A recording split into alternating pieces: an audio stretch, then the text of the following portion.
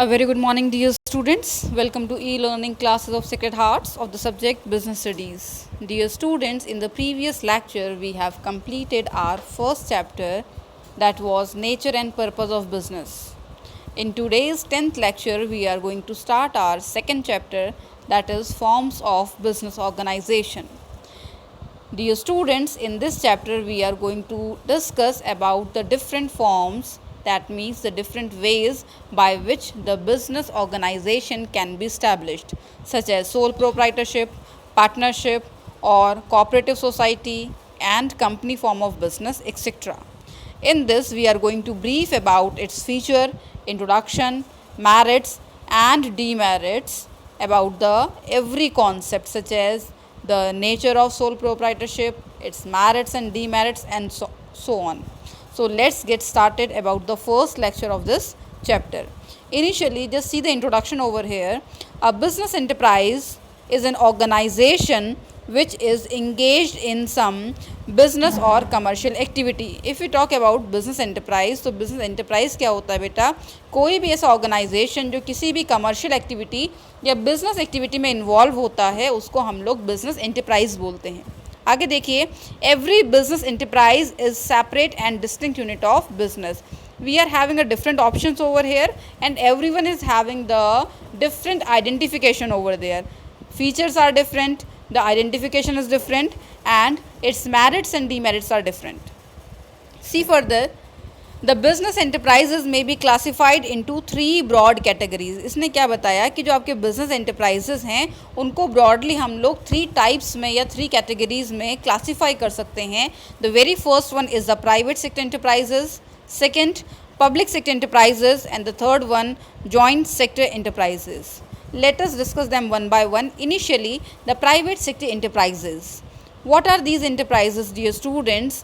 These are the enterprises in which the management, the control and the ownership is by the private individuals. ऐसे business organization जिनका ownership, controlment and management private individuals के hand में होता है, उनको हम लोग private sector enterprises बोलते हैं.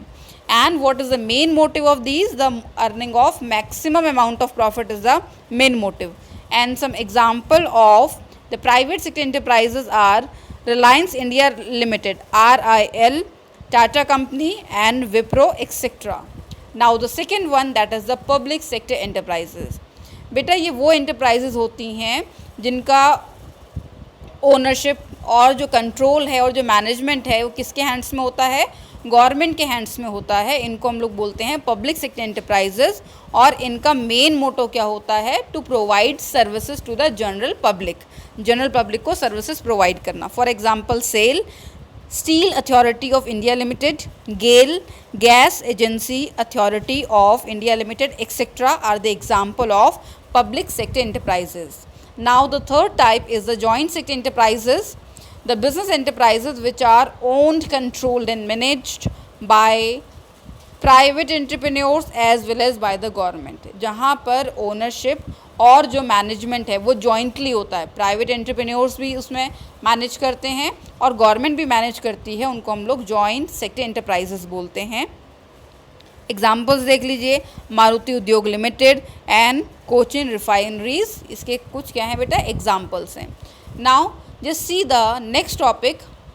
प्राइवेट, पब्लिक और जॉइंट को हम लोगों ने क्लासीफाई किया था. अब हम यहाँ पे जो सबसे पहला पॉइंट था प्राइवेट सेक्टर एंटरप्राइजेज और उसके क्लासिफिकेशंस को देखेंगे. Then see over here, forms of private sector enterprises. Private sector के कौन कौन से एंटरप्राइजेज हैं, that we are going to discuss over here. The very first one is the sole proprietorship, thereafter joint Hindu family business, partnership, cooperative society and company form of business.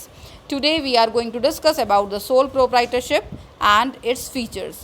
Initially, just see the etymological meaning of sole proprietor. Sole means one and proprietor means owner.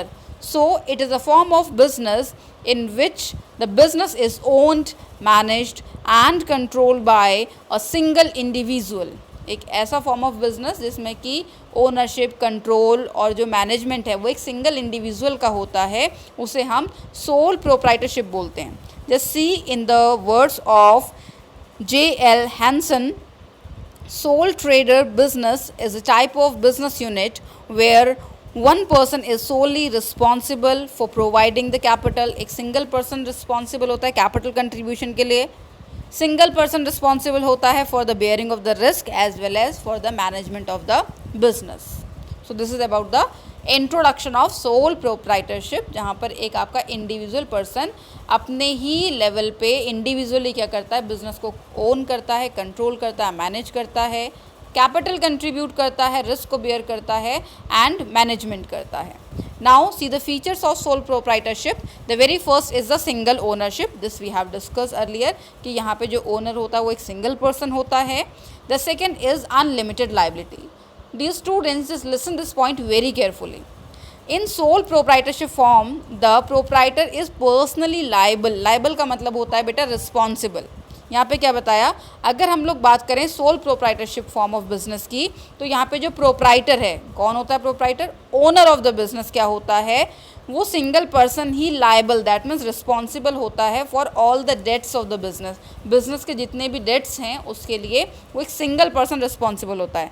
And in case अगर उसके business की जो assets हैं वो sufficient नहीं होती हैं liabilities को मीटअप करने के लिए, को कंप्लीट करने के लिए, इन दैट कंडीशन जो सोल प्रोप्राइटर की पर्सनल प्रॉपर्टीज़ हैं that can be claimed for paying off the liabilities. The next one, individual risk bearing and the profit recipient.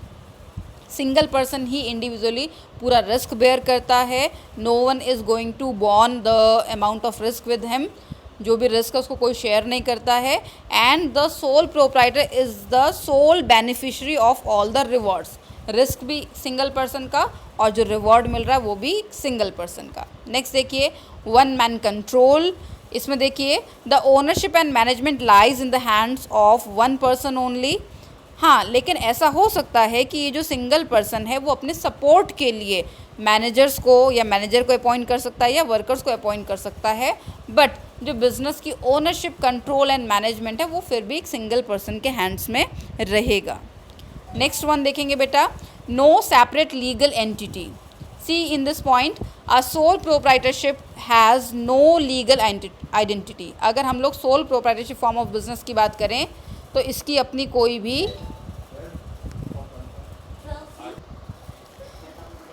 इसमें क्या बताया बेटा, इसमें देखिए दोबारा देखते हैं इस पॉइंट को. A sole proprietorship has no legal identity separate from the owner. अगर हम लोग sole proprietor form of business की बात करें तो उसकी अपने ओनर से कोई सेपरेट एंटिटी या फिर आइडेंटिफिकेशन नहीं होती है. In the eyes of law there is no difference between the owner and enterprise. जो बिजनेस का ओनर है और जो बिजनेस एंटरप्राइज है उसके बीच में कोई भी डिफरेंस नहीं होता. आगे देखिए, business and the owner are same. क्या है, एज पर लॉ जो बिजनेस है और जो पर्टिकुलर ओनर है वो दोनों क्या हैं, सेम है. और लास्ट पॉइंट देखते हैं बेटा, lack of business continuity as there is only single person over there to control and manage the business. But in the case of death, in the case of insolvency, in the case of incapacity, इन सब conditions में जो sole proprietorship form of business है उसका जो future scope है वो क्या हो जाता है, एंड अप हो जाता है. So this is all about today. Today we have discussed about the private sector enterprises, public sector enterprises, joint sector enterprises, and after that private sector enterprises के parts में हमने आज sole proprietorship का introduction देखा and we have discussed about the features of sole proprietorship. This is all about today. God bless you all. Lots of love.